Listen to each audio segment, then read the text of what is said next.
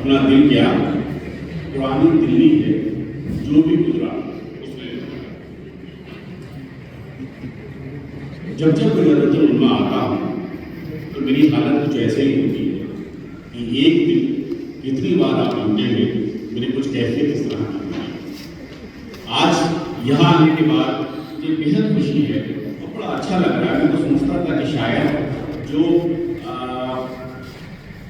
ایک فہمی لاء کی فہم کی جو چاہت ہے وہ شاید ان لوگوں میں ہے جو ایک بہت سینئر سٹیزن ہو گئے ہیں, بہت انٹلیکچوئل کے لیول پر پہنچ گئے ہیں اور وہاں پہنچنے کے بعد وہ شاید اس کے اندر ذوق رکھتے ہیں, شاید اور اپنی ذمہ داری سمجھتے ہیں.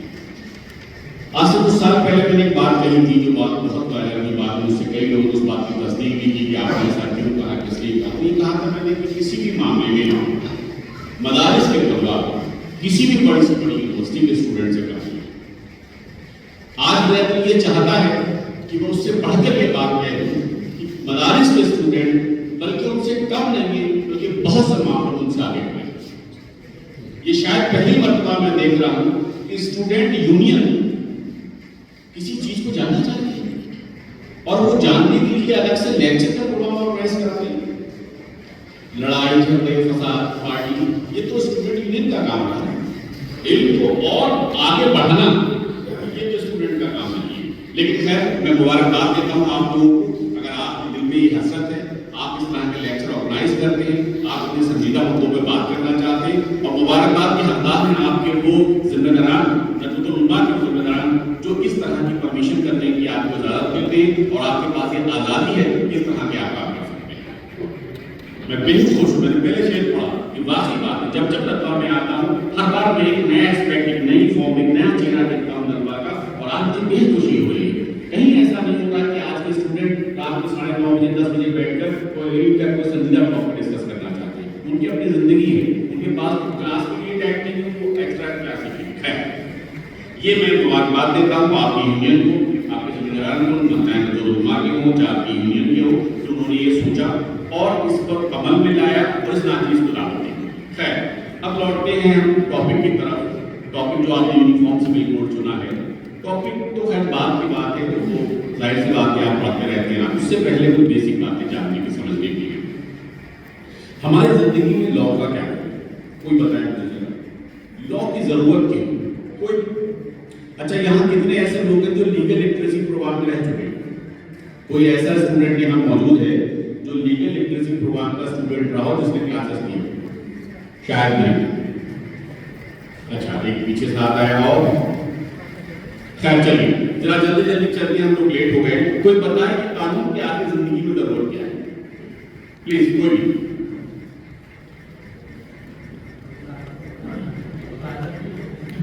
ٹھیک ہے زندگی بات ترتیب ہوتی اور بتائیں. ٹھیک ہے اور بولیے کوئی.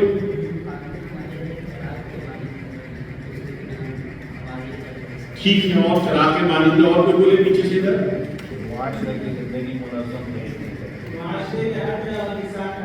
معاشرے کے ہاں بہت حد تک آپ نے ٹھیک جواب دیا. کچھ اور اس میں امپروومنٹ کرنا چاہے گا کوئی پیچھے سے, کوئی پیچھے سے کوئی اور اسٹیٹمنٹ پلیز بولتے رہیے. لاء دو ایک سائڈ سے نہیں ہو سکتا, پلیز بولیے. آپ لوگوں نے بلایا ہے, آپ کا شوق ہے اس لیے آپ نے بلایا ہے. کوئی پیچھے سے جواب دے اس سائڈ سے. سوری جان اور مال کی حفاظت ایک اور فارم نکالتی ہے. چلیے ٹھیک آگے آئیے بات کرتے ہیں. دیکھیے آپ سارے لوگ ظاہر سی بات ہے کہ علماء کے اسٹوڈنٹ ہیں جو سینئر ہوئے کافی اور ہائر ڈگری لے رہے ہوں گے تبھی آپ موجود ہیں. دیکھیے قانون کا کام تو ہماری زندگی میں ہے. وہ سب سے بڑا رول اس بات کا ہے, سب سے بڑا رول اس بات کا ہے کہ جس دن ہمارے زندگی میں قانون نہیں ہوگا اس دن ہماری پوری زندگی اتر پتر ہو جائے گی.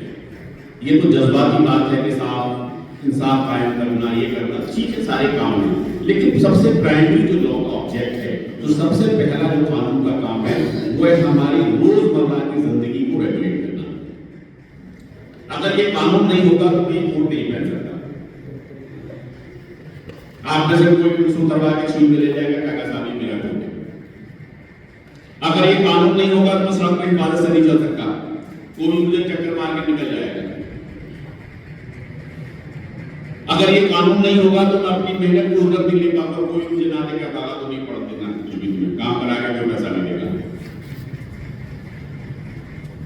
اگر یہ قانون نہیں ہوگا تو ہر طاقتور ہر کمزور کو ڈرائے گا اور ہر کمزور کو ڈر کے رہنا پڑے گا.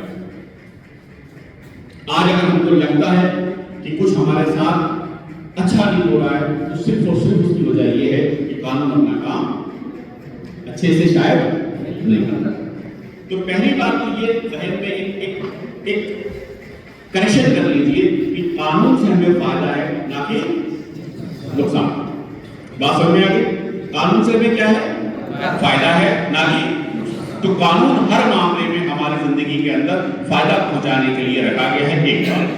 دوسری بات جو بار بار میں کہتا ہوں, چھوٹے سے شارٹ میں سن لیجیے کہ معاشرے بنا کیسے, سماج بنا کیسے. لوگ آزاد رہنا کہا کرتے تھے, آزاد رہتے رہتے انہیں یہ تجربہ ہوا کہ ہم ساتھ رہیں. جب ساتھ رہنا شروع کیا تو کسی معاملے کو ان کے کلیشز آنے شروع ہوئے, کسی معاملے کے لیے ڈسپیوٹ آنے شروع ہوئے, اور دھیرے دھیرے لگنے لگا کہ یار یہ تو ہمارے کچھ معاملے ایسے ہیں کہ جو ڈسپیوٹ پیدا ہو رہے ہیں. تیسرے سے کہا کہ آپ دیکھتے رہنا کہ ہم میں کوئی ڈسپیوٹ ہو رہا ہے تو کس کی غلطی ہے. اور یہاں سے معاملہ نکلا ایک طرف رائٹ, دوسری طرف ڈیوٹی, ایک ذمہ داری کا اور ایک حقوق کا. کہ جو میری رائٹ ہے وہ آپ کی ذمہ داری ہے, جو آپ کا رائٹ ہے وہ کیا ہے؟ میری ذمہ داری ہے. سڑک پر آپ چل رہے ہیں تو میری ڈیوٹی یہ کہ آپ حفاظت سے چلیں. آپ کا رائٹ یہ کہ آپ کو نقصان نہ پہنچائے. اگر آپ کو نقصان پہنچایا گیا اس کا مطلب یہ ہوا کہ میں نے اپنی ڈیوٹی کو بریچ کیا اور آپ کے رائٹ کا وائلیشن ہوا. اس کے دیکھنے کے لیے ہم نے تیسرے آدمی کو نقد کر دیا کہ آپ کی ذمہ داری ہے, کس نے اپنی ڈیوٹی کو بریچ کیا, کس نے اپنی ذمہ داری کو توڑا, یہ آپ بتائیں. تیسرے آدمی نے جب موقع ہو, تیسرے آدمی نے کہا کہ آپ نے غلط کیا, ہمیں لگا یہ آدمی کام اور صحیح کر رہا. تو دھیرے دھیرے اس کے حق میں کیا کرتے گئے, ذمہ داریاں بڑھاتے چلے گئے. یہ والا معاملہ آپ دیکھنا, یہ والا معاملہ بھی ہمارا آپ دیکھنا, یہ والا معاملہ بھی آپ ہمارا دیکھنا. اور دھیرے دھیرے تیسرا آدمی کون بنتا چلا گیا؟ گورنمنٹ, سرکار. سرکار کہیں زمین سے آسمان سے اتر کے نہیں ہے. سرکار کو کس نے بنایا؟ گورنمنٹ کو کس نے بنایا؟ ہم نے بنایا. اور آج یہ ہے کہ ہم نے اپنے جو رائٹ کا والے, ہم تو ہیومن رائٹ انسان پیدا ہوا, شرط و مخلوقات ہیں, آزاد پیدا ہوئے, حقوق کے ساتھ پیدا ہوئے.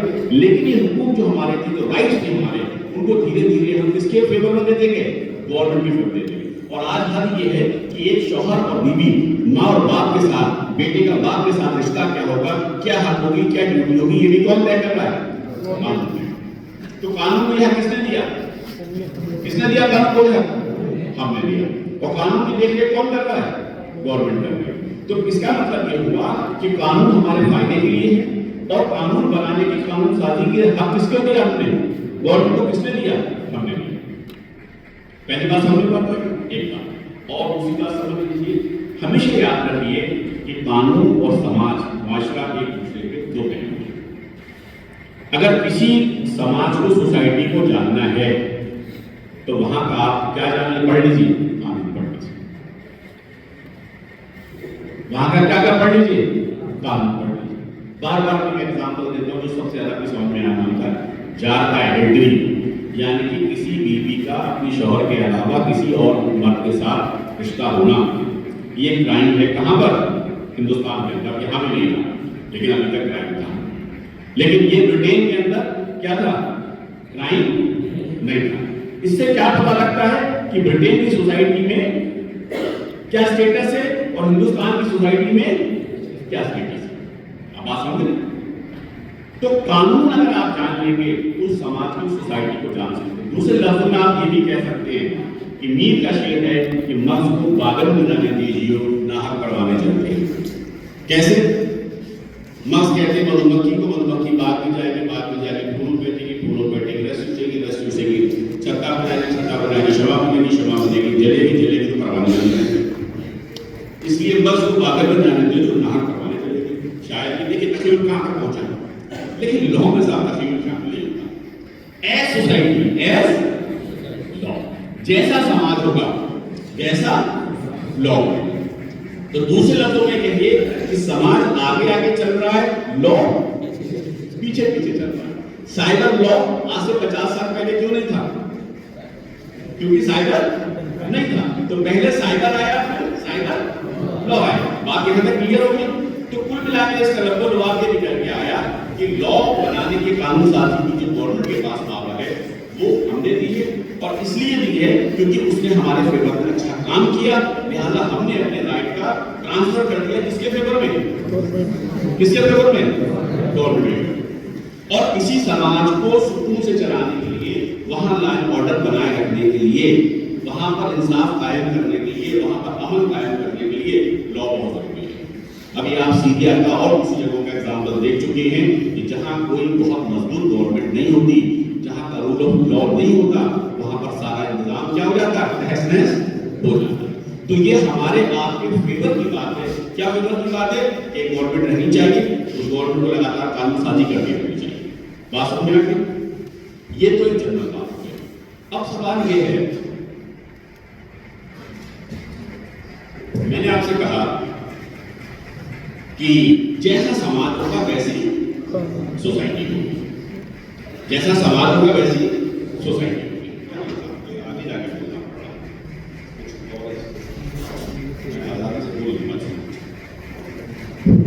خیر تھوڑی ہے نہیں،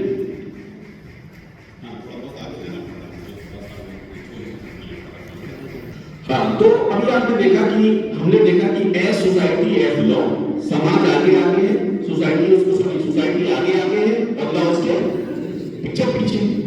تو جب وقت گزرتا جائے گا، وقت گزرتا جائے گا تو سماج میں بدلاؤ آئے گا کہ نہیں آئے گا؟ بولیے، آئے گا کہ نہیں آئے گا؟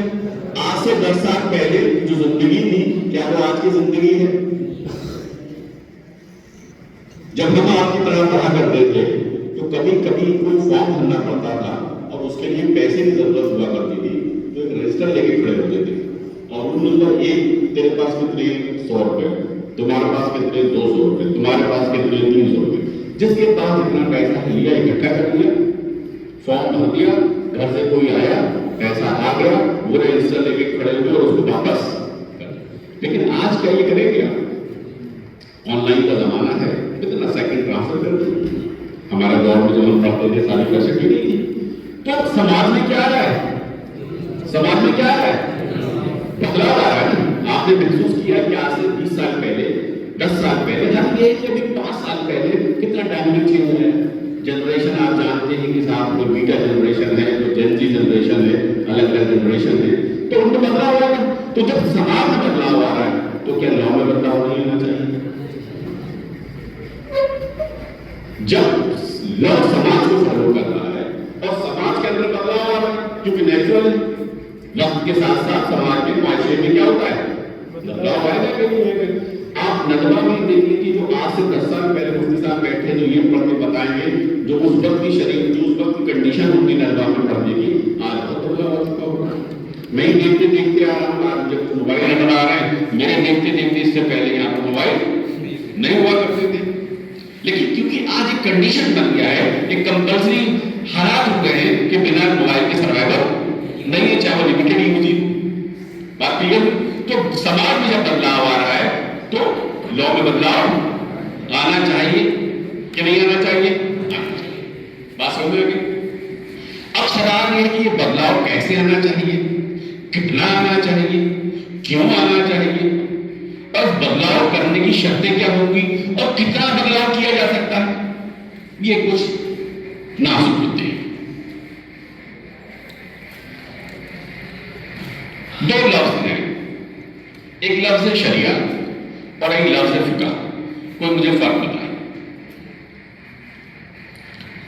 ایک لفظ ہے شریعت اور دوسرا لفظ ہے فقہ، کوئی مجھے اس میں فرق بتائے پلیز۔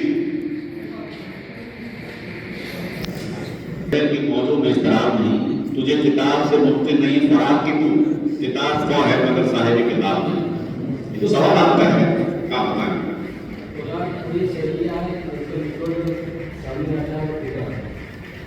چلیے اور کوئی ٹاپک ہے جو یونیفارم سول کوڈ سمجھنے کی بہت ضروری ہے۔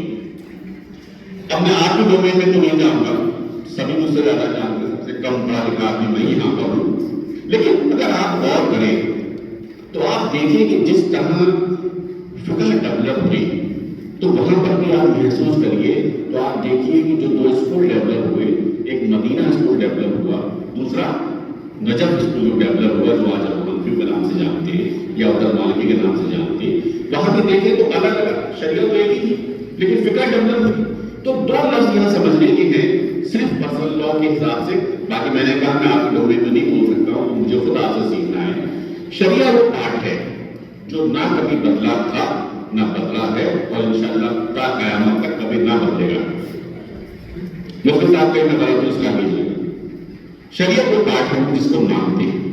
فقہ وہ پارٹ ہے کہ جو ڈیولپ ہو رہا ہے, کیونکہ قرآن کا معاملہ لا کے اندر, باقی تو آپ سب جانتے ہیں قرآن کے اندر لا کے پوائنٹ سے اگر ہم بات کریں تو وہ الٹیمیٹ کتاب ہے, وہ سپریم کتاب ہے, وہ گرانڈ لا ہے, وہ سب سے اوپر والی حد ہے کہ جو یہ ایک پرنسپل لیول ڈاؤن کر رہی ہے, جو گائیڈ لائن لیول ڈاؤن کر رہی ہے کہ کیسے کیسے کیا کیا ہوگا. آپ بہت سے معاملوں میں دیکھ لیجیے کہ جو ڈائریکٹ چیز نہیں ہے, ایک جیسے وقت کا معاملہ چل رہا ہے تو لفظ وقت تو نہیں ہے, چیریٹی کی بات کی گئی, اب اس کے بعد میں اس کو ڈیولپ کر لیا گیا, ڈیولپ کیا گیا.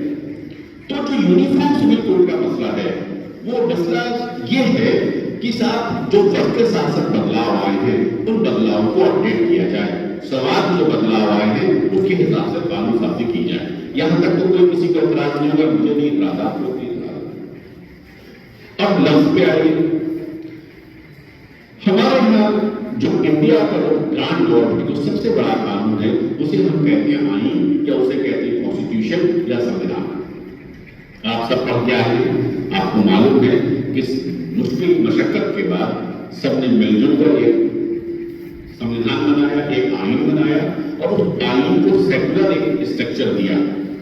کیا اسٹرکچر دیا؟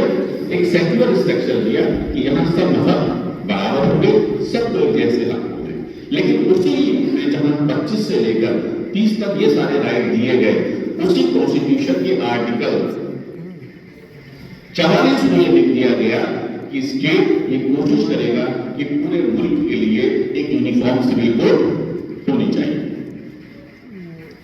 یونیفارم سول کوڈ انڈیا میں ہونی چاہیے نہیں ہونی چاہیے. جب آئین بن رہا تھا, جب آئین بن رہا تھا تو اس پر بھی ایک بحث ہوئی, اور بحث میں جو کانسٹیٹیوشن ڈرافٹ کمیٹی جو فائنل کمیٹی تھی اس میں 10 لوگوں نے ووٹنگ کری. آپ کو حیرت ہوگی کہ 6 اور 4 کا ووٹ تھا, یعنی کہ ایک ووٹ سے یہ طے کرنا تھا کہ اس کو فنڈامنٹل رائٹ رکھا جائے.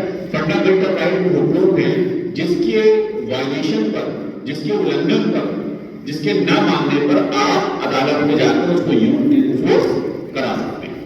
جیسے وقت کے خلاف آپ گئے نہیں سپریم کورٹ کے اندر. دوسری طرف نیتی نردیشک تک ڈائریکٹو پرنسپل سے ایک ایسا پارٹ ہے کانسٹیٹیوشن کے اندر جو لکھا تو گیا ہے, لیکن اس کے لیے آپ ووٹ نہیں جا سکتے. وہ ایک آئیڈیا ہے کہ گورنمنٹ کوشش کرے گی اس کو لاگو کیا جائے. تو اس کو لے کے جب ووٹنگ ہوئی سنویدھان سبھا کے اندر کہ اس کو ڈائریکٹو پرنسپل پر رکھا جائے, اس کو فنڈامنٹل رائٹس پر رکھا جائے, تو 6-4 کی ووٹنگ ہوئی. 4 لوگوں نے کہا کہ اس کو فنڈامنٹل رائٹ پر رکھا جائے, 6 لوگوں نے کہا کہ اس کو کس پر رکھا جائے, ڈائریکٹو پرنسپل پر رکھا جائے. تو ظاہر سی بات ہے کہ جو میجورٹی تھی وہ اس بات پر تھی کہ ڈائریکٹو پرنسپل پر رکھا جائے گا, لہٰذا اس ٹاپک کو کہاں رکھا گیا, ڈائریکٹو پرنسپل پر رکھا گیا 44 کے اندر. اور اس میں بہت سی باتیں کہی گئی, بچوں کو کھانے پینے کے دیا جائے گا, ایجوکیشن والی بات بھی ہے کہ ہر آدمی کو ایجوکیٹ کیا جائے گا, انوائرمنٹ کو اچھا رکھا جائے گا, اور تمام طرح کے ڈائریکٹو پرنسپلز ہیں. اس میں یہ بھی ہے سیکشن 44 کے اندر کہ گورنمنٹ کوشش کرے گی, اسٹیٹ کو کوشش کرے گا, کیا کوشش کرے گا کہ پورے ملک کے لیے یونیفارم سول کوڈ بنائے. اور آئین کے اندر ایک 7 شیڈول دی گئی, ایک لسٹ رکھی گئی, اس میں 3 انٹری ہیں. پہلی کو کہتے ہیں مرکزی لسٹ. کیا کہتے ہیں؟ اس میں بہت سے ٹاپک ہیں جس پر یہ سینٹرل گورنمنٹ کو پاور دی گئی کہ جو اس لسٹ میں جو ٹاپک دیے گئے ہیں ان پر قانون کون بنائے گا, سینٹرل گورنمنٹ بنائے گی. ایک لسٹ اسٹیٹ لسٹ, ریاست لسٹ رکھی گئی, اس میں کہہ دیا کہ اس پہ قانون کون بنائے گا, ریاست گورنمنٹ سوری جو آپ کا اسٹیٹ ہے وہ بنائے گا, صوبائی لسٹ. اور تیسری لسٹ کنکرنٹ لسٹ رکھی گئی, اس میں جو ٹاپک لگے گا اس پہ کہا گیا کہ اس پہ سے سینٹرل اسٹیٹ دونوں لا بنا سکتے ہیں, لیکن دونوں لا بناتے ہیں اور سینٹرل اسٹیٹ کے لا میں اگر کوئی کنٹرڈکشن ہوتا ہے, آمنے سامنے آتی ہے, تو سینٹر کا لا مانا جائے گا. بات سمجھا کہ 3 لسٹ ہو گئی, ایک سینٹرل گورنمنٹ کی ہو گئی, دوسری اسٹیٹ گورنمنٹ کی ہو گئی, تیسری دونوں کے لیے ہو گئی. جو یونیفارم سول کوڈ ہے وہ رکھا گیا ہے کنکورنٹ لسٹ میں، یعنی کہ جس پر سینٹرل گورنمنٹ قانون بنا سکتی ہے، جس پر اسٹیٹ گورنمنٹ بھی قانون بنا سکتی ہے. بات کلیئر ہو گئی؟ تو اب اس کے بعد جب میں نے پہلے کہا کہ جب سنویدھان بن رہا تھا اسی وقت سے یہ مدعا گرما گیا تھا کہ یونیفارم سول کوڈ ہونی چاہیے کہ نہیں ہونی چاہیے. تو مدعا تو وہیں سے گرم تھا، آزادی کے دور سے ہی. تب دھیرے دھیرے کر کے آگے بڑھا. اس مدعے کو زیادہ بل تب ملا کہ جب شاہ بانو کا کیس آیا. اب شاہ بانو کا کیس کیا تھا بتانے کی ضرورت نہیں، ہر آدمی جانتا.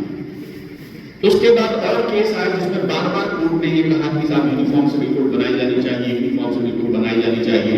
حد یہ ہے کہ ہر 10 سال کے بعد لا کمیشن بنایا جاتا ہے. اور بنایا جاتا ہے گورنمنٹ لا کمیشن اپوائنٹ کرتی ہے. وہ سارے لا کو ریویو کرتی ہے اور سارے لا کو ریویو کرنے کے بعد کہتی ہے کہ 10 سال میں ہمارے معاشرے میں یہ بدلاؤ آ گیا ہے اور اس معاشرے میں بدلاؤ آنے کی وجہ سے ان لا میں بدلاؤ آنا چاہیے. یہ لا کمیشن بنایا جاتا ہے.